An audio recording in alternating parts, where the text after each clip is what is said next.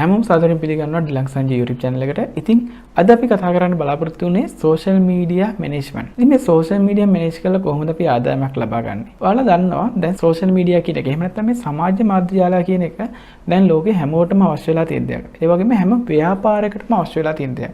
අපි රෙදි කඩයක් ගත්තත්, කෑම කඩයක් ගත්තත්, මොන business එකක් ගත්තත් අනිවාර්යයෙන්ම දැන් මේ වෙද්දි social media account එකක් අනිවාර්යයෙන්ම තියෙනවා. සාමාන්‍ය අලුතෙන් restaurant එකක් දානවා නම් එහෙම නැත්නම් අලුතෙන් tire කඩයක් දැම්මත් දැන් යාලට social media account එකක් තියෙනවා. මොකද යාලගේ business වැඩි කරගන්න, ඒ වගේම marketing campaigns කරගන්න මේ social media කියන platform එක ගොඩක් වැදගත් වෙලා තියෙනවා. ඉතින් මේ social media management එහෙම නැත්නම් ගොඩක් business වලට මේ social media manage කරගන්න වෙලාවක් නැහැ. ඉතින් ඔයාලා දන්නවා ඔයාගේ යාළුවෝ ව්‍යාපාර කරන ඇති. ඔයාලට පොඩි රිසර්ච් එකක් කරලා බලන්න පුළුවන්. ඔයාලා යාළුවෝ 10 දෙනෙක්ට කතා කරන්න. එහෙම නැත්නම් ව්‍යාපාර කරන 10 දෙනෙක්ට කතා කරලා අහන්න ඔයාලට social media තියෙනවද? අපි හිතමු 10 දෙනාටම තියෙනවා කියලා. ඉතින් මේ social media තියෙනවා නම් ඔයා අහන්න අන්තිමට post එකක් දැම්මේ කවද්ද කියලා. ඒ වගේම ඔයා post ඉස්සරහට දානවද? ඔයා social media වලින් මොන වගේ දේවල්ද කරන්න කියලා. ඉතින් මේ විස්තර අහුවම ඔයාට සාමාන්‍ය 90%ක්ම කියයි කට්ටිය.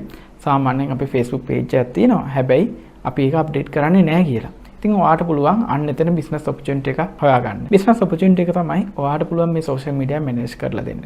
ඉතින් මේ social media manage කරනවා කියන්නේ ඔයාට පුළුවන් යාළුවගේ Facebook page එක, එහෙම නැත්නම් TikTok එක, එහෙම නැත්නම් Instagram එක මේ වගේ දේවල් ඔයාට පුළුවන් manage කරන්න. ඔයාට කරන්න තියෙන graphic designer කෙනෙක්ව hire කරගත්තා. ඊට පස්සේ ඔයාට අර Facebook page එකට ඒ schedule කරලා post ඔයාට add කරන්න පුළුවන්කම තියෙනවා. උදාහරණයක් විදිහට අපි හිතමු restaurant එකක් කියලා. දැන් මේ restaurant එකේ එක එක කෑම ಜಾති හදනවා. ඒතර මේ කෑම ಜಾති වලට හදන ඒවා වීඩියෝ කරන්න පුළුවන්. ඒ වගේම අලුත් කෑම ಜಾතියකදී ඒකේ පොඩි price එකක් දාන්න පුළුවන්. නැත්නම් මොනවා හරි අපි හිතමු දවසක් එනවා. Valentine වෙන්න පුළුවන්. Black Friday වෙන්න පුළුවන්. එහෙම නැත්නම් පොයේ දවසක් වෙන්න පුළුවන්. මොනවා හරි විශේෂ දවසකට ඔයාට හදන්න පුළුවන් මොනවා හරි design එක special offers. එහෙම නැත්නම් ඒ restaurant එකේ දෙනවා නම් rice and curry. එහෙම නැත්නම් rice තියෙනවා නම් ඒතකොට rice එකක් එක්ක Coca-Cola එකක් free. මේ වගේ offers හදන්න පුළුවන්. ඉතින් මේ වගේ ඒවා ඔයාට social media වල update කරන්න පුළුවන්. ඉතින් මෙන්න මේ වගේ designs හදලා ඔයාට මේ social media management කරන්න පුළුවන්. ඉතින් ඔයාට මේ social media management කරද්දී අර මං කිව්වා වගේ designs හදලා මේ social media manage කරන්න පුළුවන්. ඉතින් ඒකට ඔයාට අවශ්‍ය වෙන්නේ හොඳ graphic designer කෙනෙක් විතරයි. ඉතින් ඒ වගේම තමයි ඔයාට පුළුවන් අර වගේ clients ලා හොයාගන්න.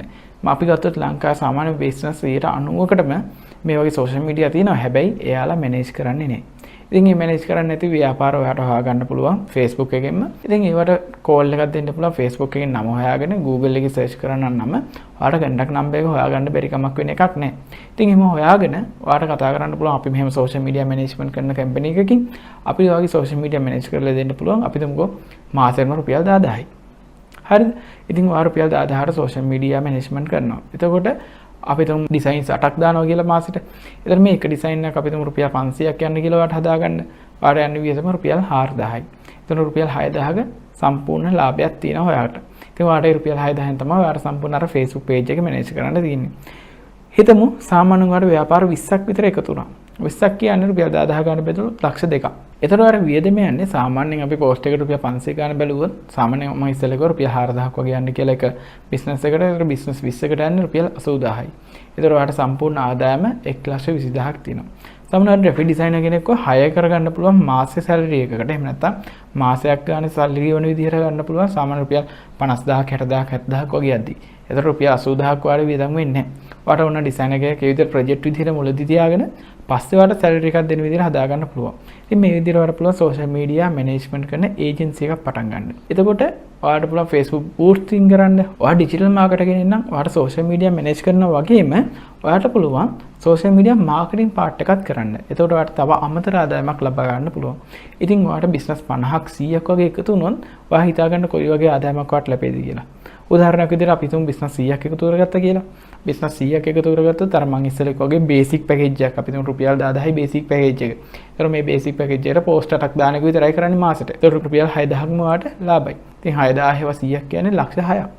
ලක්ෂ 6ක ආදායමක් ඔයාට තියෙනවා හැම මාසෙම. ඉතින් මේ වගේ ආදායමක් ගන්න පුළුවන් මෙන්න මේ social media management කියන business එක කරලා. ඉතින් දැන් ඔයාට හොඳ idea එකක් ඇති මේ social media management කියන business එක ගැන. ඉතින් මේ business එක හොඳ opportunity එකක් තියෙන business එකක්. ඒ වගේම අපිට zero investment. එහෙම නැත්නම් අපිට රුපියලක්වත් වියදම් කරන්න නැතුව ආරම්භ කරන්න පුළුවන් business idea එකක්. ඉතින් ඔයාලා මේ ව්‍යාපාරය ආරම්භ කරන්න කැමති නම් comment section එකේ ඔයාලට තියෙන ප්‍රශ්න අහන්න. ඒ වගේම ඔයා මේ වගේ ව්‍යාපාරයක් කරන් යනවා නම් ඔයාලට මොන හරි ප්‍රශ්නයක් තියෙනවා නම් කමෙන්ට් සෙක්ෂන් එකේ කමෙන්ට් එකක් විදිහට දාන්න මෙන්න මේ වගේ ප්‍රශ්නයක් තියෙනවා කියලා.